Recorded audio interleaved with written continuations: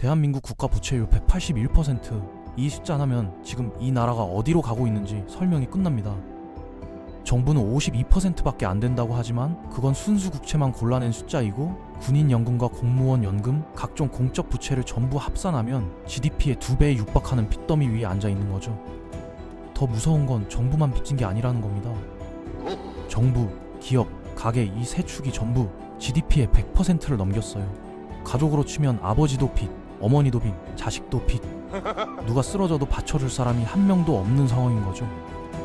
환율은 이미 1,500원을 찍었고 한국은행의 60년치 데이터를 회귀 분석하면 86% 확률로 계속 올라갑니다. 1,600원, 1,700원, 1,800원. 이건 유튜브 썸네일용 공포 마케팅이 아니에요. 이 나라가 대체 어디로 흘러가고 있는지 숫자로 전부 까보겠습니다. 우선 한국 경제가 정확히 어느 지점에 서 있는지부터 짚어야 합니다. 세종대학교 경영학과 김대종 교수란 분이 계시는데 이분이 매일 한국은행 홈페이지에 들어가서 외환 보유액 추이를 직접 조사하고 분석하는 학자예요. 자기 느낌이 아니라 데이터로 말하는 사람이죠. 이분이 만든 한국 경제 성적표를 보면 등골이 서늘해집니다. 가장 먼저 눈에 들어오는 게 원달러 환율인데요. 1960년부터 지금까지 약 60년치 환율 데이터를 한국은행 홈페이지에서 쭉 뽑아 추세선을 그려봤더니 환율이 상승하는 방향으로 86%의 확률을 보여준 거예요. 주사위로 치면 6면 중 5면에 환율 오른다고 적혀있는 셈입니다. 최근 이란 전쟁 때문에 1,500원을 찍었다고 하지만 이란 전쟁이 아니었어도 1,500원은 갈 수밖에 없는 구조였습니다. 왜냐고요? 달러가 계속 빠져나가는 나라이기 때문이에요. 이게 일시적인 현상이 아니라 구조적인 문제라서 더 심각한 건데 쉽게 풀어서 설명해 드리겠습니다. 우리나라는 에너지를 100% 수입합니다. 석유 한 방울, 천연가스 한 모금도 국내에서 나지 않아요. 뭘 만들든 공장을 돌리든 겨울에 난방을 하든 반드시 달러가 나가야 하는 구조인 거죠. 집으로 비유하면 수도세, 전기세, 가스비를 전부 달러로 내야 하는데 버는 건 원화인 겁니다. 매달 자동으로 달러가 빠져나가는 구조가 수십 년째 고정돼 있어요. 여기에 더 심각한 문제가 겹칩니다. 외국인 투자 자금이 한국에 들어오는 것보다 한국 기업이 해외로 돈을 빼가는 규모가 2배에서 5배나 더 크거든요. 이건 욕조로 비유하면 이해가 빠릅니다. 물이 들어오는 수도꼭지보다 빠져나가는 배수구가 5배나 큰 욕조를 떠올려 보세요. 아무리 물을 틀어도 욕조에 물이 차지 않잖아요. 지금 한국 경제가 딱 그 상태입니다. 그러면 기업들이 왜 이렇게 한국을 떠나는 걸까요? 답은 간단합니다. 세금이에요. 한국 법인세가 26%입니다. 미국은 21%, 아일랜드는 12.5%, 싱가포르는 17%예요. 이걸 동네 장사로 비유해 볼게요. 치킨집을 운영한다고 합시다. A 동네에서는 치킨 한 마리 팔 때마다 2,600원을 세금으로 떼가고 B 동네에서는 2,100원, C 동네에서는 1,700원, D 동네에서는 1,200원만 가져갑니다. 치킨 맛은 어디서 튀기든 똑같거든요. 당연히 세금 적은 동네로 가게 되는 거죠. 그런데 한국은 여기서 끝이 아닙니다. 상속세가 60%예요. 세계 최고 수준이죠. 아버지가 평생을 바쳐 100억 원짜리 회사를 키웠는데 아들한테 물려주려면 60억 원을 세금으로 내야 합니다. 싱가포르나 캐나다를 포함한 여러 나라에서는 상속세가 아예 없는데 한국에서는 60%를 떼가는 거예요. 기업 오너 입장에서 한번 생각해 보세요. 한국에서 피땀 흘려 키운 회사를 자식한테 물려줄 때 반 넘게 뜯기느냐? 상속세가 없는 싱가포르로 본사를 옮기느냐? 계산기를 두드려볼 것도 없이 답이 나오잖아요. 그래서 공장이 빠져나가고 본사가 이전하고 돈이 줄줄 새고 있는 겁니다. 그 결과가 어떻게 나타나고 있느냐면요. 대학 졸업생 취업률이 43.5%입니다. 10명 중 6명이 갈 데가 없어요. 기업이 떠나니까 일자리가 없고 일자리가 없으니까 청년들이 놀고 있는 거죠. 그런데 정부는 기업이 왜 떠나는지 원인을 고칠 생각은 안 하고 남아있는 사람들한테 세금을 더 걷어서 돈을 뿌리겠다고 합니다. 이게 뭐랑 비슷하냐면요. 건물에 불이 났는데 불을 끄는 게 아니라 옆 건물에서 물을 퍼다가 주민들한테 나눠주는 거예요. 불은 계속 타고 있는데 물만 돌리고 있는 겁니다. 근본적인 문제는 손도 안 대면서 겉으로만 뭔가 하는 척 하는 거죠. 이쯤에서 이런 생각이 드실 수 있어요. 그래도 외환 보유액이 넉넉하면 좀 버틸 수 있지 않냐고. 여기가 진짜 소름 돋는 부분입니다. 한국의 외환 보유액은 약 4,200억 달러예요. 숫자만 보면 꽤 많아 보이죠. 한국은행 총재도 충분하다고 했으니까요. 그런데 이걸 GDP 대비 비율로 환산하면 23%밖에 안 됩니다. 23%가 어느 수준이냐면요. 학교에서 비상금을 모으는데 우리 반은 용돈 대비 23%만 모아뒀고 옆반은 70%를 쌓아놨고 앞반은 100%를 넘게 비축해둔 거예요. 그런데 우리 반 반장이 우리 반금 충분하다고 큰 소리를 치고 있는 겁니다. 남들이 다 70% 이상 쌓아놓은 게 안 보이는 건지 모르겠어요. 구체적인 비교를 해보면 더 극적입니다. 대만은 인구가 한국의 절반도 안 되는데 외환 보유액은 6천억 달러가 넘어요. 우리보다 2천억 달러나 더 많죠. 홍콩이나 싱가포르는 GDP 대비 외환 보유 비율이 100%를 넘기고요. 러시아는 우크라이나 전쟁을 시작하기 전에 8천억 달러를 쌓아놨습니다. 전쟁을 준비하는 나라도 저렇게 비축하는데 우리는 23%로 충분하고 하는 거예요. 1997년 외환 위기 때도 정확히 똑같은 말을 했거든요. 충분하다. 걱정하지 마라. 우리 경제 탄탄하다. 그리고 석 달 뒤에 IMF한테 손을 벌렸잖아요. 더 심각한 게 있습니다. 그 4,200억 달러도 진짜 현금이 아니에요. 금고에 4,200만 원이 들어있다고 생각했는데 실제로 까보니까 4천만 원은 부동산과 주식에 묶여 있고 당장 현금으로 꺼낼 수 있는 건 200만 원 뿐인 거예요.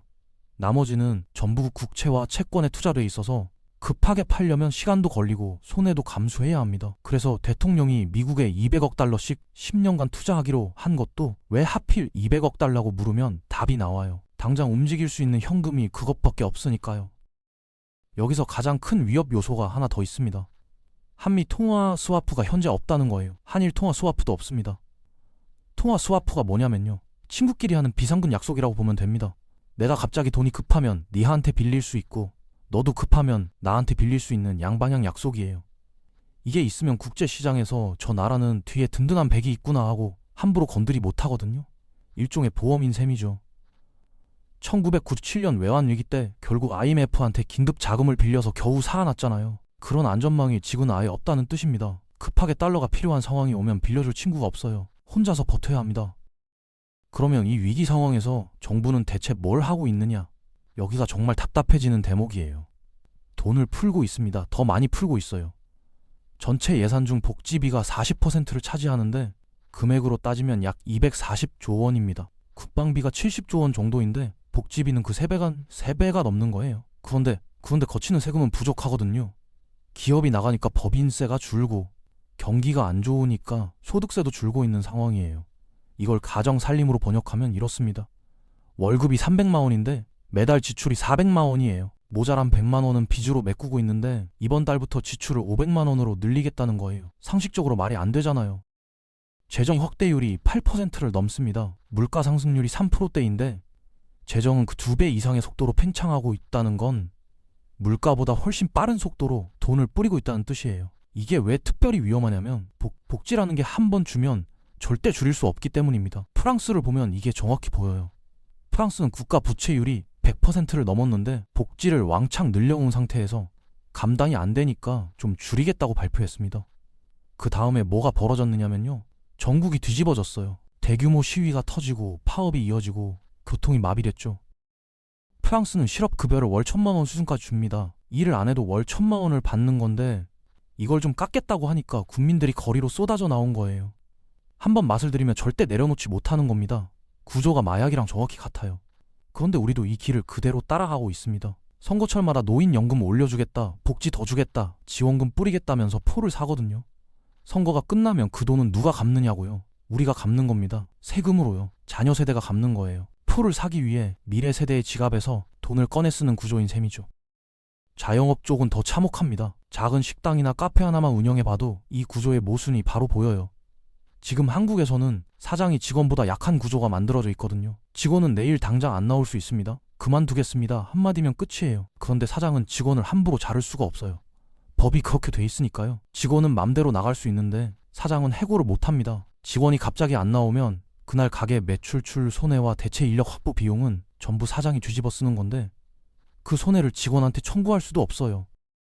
세금은 억 단위로 내야 하고 거래처 미수금은 쌓여 있고 법인세는 빚내서 내고 있는 게 지금 중소기업 사장님들의 현실입니다. 올해 법인세 어떻게 내셨냐고 물어보면 대부분 빚내서 냈다고 답할 거예요. 중대재해처벌법이나 노란봉투법 같은 규제들까지 겹치면서 기업인들 사이에서는 이미 한국에서 사업을 키울 생각 자체를 접었다는 말이 공공연하게 돌고 있습니다. 정부가 이런 목소리를 듣고 있을까요? 듣고 있지 않습니다. 노동자 포가 더 많으니까 노동편에 서는 거예요. 그게 표가 되니까요.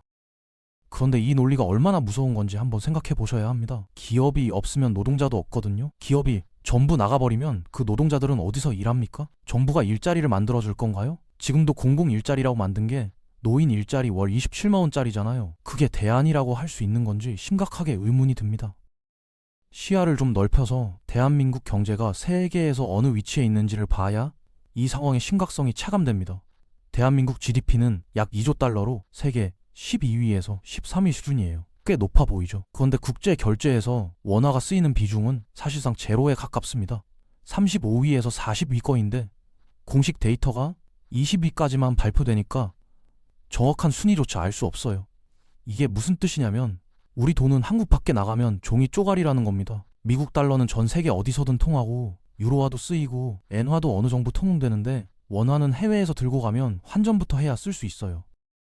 온라인 게임으로 비유하면 서버 한정 화폐를 들고 있는 거예요. 이 서버에서만 통하는 골드인데 서버가 망하면 골드도 같이 사라지는 거죠. 글로벌 서버에서 통용되는 달러나 유로랑은 급이 다릅니다. 그래서 환율이 오르면 우리만 일방적으로 피해를 보는 거예요. 에너지를 100% 수입하는 나라니까 환율이 올라간 만큼 기름값이 오르고 기름값이 오르면 물류비가 오르고 물류비가 오르면 마트에서 파는 라면값과 계란값이 전부 올라갑니다. 도미노처럼 연쇄적으로 모든 물가가 올라가는 거죠. 여기에 인구 문제까지 겹치면 상황은 더 암울해집니다.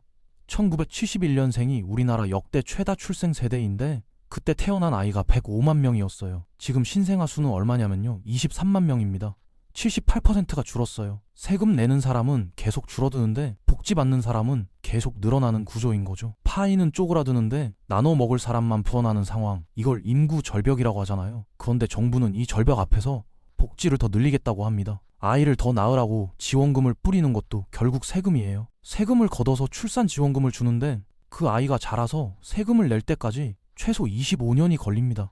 그 25년 동안 누가 그 비용을 감당하느냐고요. 지금 일하고 있는 우리 세대가 감당하는 겁니다. 이쯤 되면 자연스럽게 이런 질문이 나올 수밖에 없어요. 그래서 대체 뭘 해야 하느냐고. 나라가 이 모양인데 보통 사람은 어떻게 살아남느냐고. 결론부터 말씀드리겠습니다. 각자 도생이에요. 나라를 너무 믿지 마세요. 환율이 86% 확률로 계속 오른다는 건 원화의 가치가 계속 떨어진다는 뜻입니다. 통장에 1억 원이 있어도 원화 가치가 하락하면 그 1억 원으로 살 수 있는 것들이 점점 줄어들거든요. 월급은 그대로인데 물건값만 올라가는 경험 다들 하고 계시잖아요. 그게 바로 원화 가치 하락을 몸으로 느끼고 있는 거예요. 그래서 달러 자산을 가져야 합니다. 달러 자산이 뭐냐고 어렵게 생각하실 필요 없어요. 미국 주식을 사면 그게 달러 자산입니다. 주식 자체도 오를 수 있지만 환율이 올라가면 원화로 환산한 가치가 덩달아 올라가거든요. 이중으로 방어가 되는 구조예요. 미국에서는 전 국민의 60%가 주식 투자로 노후를 대비하고 있고 미국 주식시장이 전 세계 주식시장의 60%를 차지합니다. 한국은 2%밖에 안 돼요. 이걸 피자 한 판으로 비유하면 미국이 피자의 60%를 차지하고 있는 큰 조각이고 한국은 얇디얇은 테두리 한쪽입니다. 내 노후를 이 얇은 테두리에 몰빵할 건지 60%짜리 큰 조각에 나눠 놓을 건지 어떤 게 더 안전한지는 말 안 해도 아시겠죠. 구체적으로 뭘 사면 되는지 말씀드릴게요. 미국의 대표 성장주를 하나 가져가는 방법이 있습니다. 지금 시점에서 미국 시장의 간판 종목 중 하나가 엔비디아인데 한 주에 약 20만 원 정도 합니다. 커피 한 달 참으면 살 수 있는 금액이에요. 엔비디아는 5년간 약 20배가 올랐습니다. 물론 크게 오르는 만큼 크게 흔들릴 때도 있어요. 그래서 개별 종목의 병목의 변동성이 부담스러운 분들에게는 다른 방법도 있습니다. 나스닥 100 지수를 추종하는 ETF를 사는 거예요. 이건 나스닥에 상장된 100개 기업에 한꺼번에 투자하는 방식이라 한 기업이 망해도 나머지 99개가 받쳐주니까 개별 종목보다 훨씬 안정적이죠. 나스닥 지수의 10년 평균 수익률은 약 15%에서 30% 사이입니다. 쉽게 말해서 1,000만 원을 넣어두면 10년 뒤에 1억 원이 될 수 있는 구조예요. 물론 중간에 빠지는 해도 있지만 장기적으로 보면 손해보는 경우가 거의 없었습니다. 좀 더 안전하게 가고 싶다면 S&P 500 지수를 추종하는 뱅가드 ETF도 있어요. 미국 상위 500개 기업에 분산 투자하는 건데 급락폭이 상대적으로 작아서 절대 잃으면 안 되는 소중한 돈을 넣기에 적합합니다. 한국 주식도 아예 안 가져가라는 게 아닙니다. 삼성전자가 한국의 대표 종목이니까 삼성전자도 같이 가져가시면 되는데 중요한 건 비중을 분산하는 거예요. 한국에만 전부 넣으면 환율이 오를 때 원화 자산이 동반 하락하니까요. 금도 함께 사두는 걸 권합니다. 금은 76% 확률로 가격이 오르는 자산이에요. 종로 3가에 가면 금을 10돈 단위로 살 수 있는데 동네 금은방에서 한 돈에 105만 원 하는 걸 종로 3가에서는 한 돈에 약 8~5만 원에 살 수 있습니다. 부가세를 빼고 팔기 때문에 20만 원이나 싼 거예요. 현금이 그렇게 많지 않은 분들도 방법은 있습니다. 요즘 금방에서 1g짜리 실반지도 팔거든요. 약 20만 원이면 됩니다. 예전에는 돌반지를 한 돈으로 해야 했는데 한 돈이 100만 원을 넘어가니까 이제는 1g짜리 실반지로 돌잔치를 하는 세상이 된 거예요. 씁쓸하지만 금은 금입니다. 조금씩이라도 모으면 되는 거예요. 그리고 절대로 하지 말아야 할 게 하나 있습니다. 은행 직원 말을 그대로 믿지 마세요. 실제로 은행 직원이 석유 펀드를 추천한 사례가 있는데 그 직원이 석유 펀드가 정확히 뭔지도 모르고 판 거였어요. 석유 가격이라는 게 10배씩 올랐다가 10분의 1로 빠지는 자산이거든요. 코로나 때는 석유 가격이 마이너스 37달러까지 갔잖아요. 마이너스라는 건 내가 돈을 받으면서 석유를 가져가야 한다는 뜻이에요. 그 정도로 미정도로 미친 듯이 흔들리는 자산을 은행 직원이 일반 고객한테 판 겁니다. 은행 직원은 내 돈을 불려주는 사람이 아니에요. 자기 실적을 채우는 사람입니다. 내 돈은 내가 공부해서 내가 지켜야 합니다. 마지막으로 가장 중요한 이야기를 하나 하겠습니다. 청약통장이에요. 청약통장을 만드는데 2만 원이면 됩니다. 그런데 이 통장 하나가 10억 원 이상의 가치를 가질 수 있어요. 과장이 아닙니다. 실제로 청약통장 하나로 60억 원을 벌함이 있거든요. 청약에 당첨되면 시세보다 훨씬 싼 분양가에 집을 살 수 있는데 그 시세 차이가 억 단위인 거죠. 강남에서도 수천 세대가 계속 분양되고 있으니까 기회는 꾸준히 있습니다. 돈이 급해서 청약통장을 해약하고 싶다는 분들도 계시는데 절대 하지 마세요. 청약통장에 300만 원이 있으면 그 95%인 285만 원까지 대출을 받을 수 있거든요. 이자도 예금 금리의 1%만 더 내면 되니까 굳이 해약할 이유가 없습니다. 경쟁률이 너무 높지 않냐고요. 낮은 건 100대 1도 있고 평수도 18평이나 10평짜리 소형 분양이 나오거든요. 잠실에도 잠평짜리 분양이 나옵니다. 무조건 크고 비싼지 말고 작은 것부터 넣어보시는 게 맞아요. 지금까지 말씀드린 걸 정리하면 이렇습니다. 환율은 86% 확률로 계속 오르고 국가 부채율은 181%이고 기업은 계속 빠져나가고 있고 정부는 이 상황에서 돈을 더 풀겠다고 합니다. 이건 비투하는 사람한테 대출 한도를 더 올려주는 거랑 완전히 똑같은 구조예요. 당장은 좀 쓸 수 있겠지만 그 대출 이자는 결국 내가 갚아야 하는 겁니다. 국가가 나를 지켜줄 거라고 기대하지 마세요.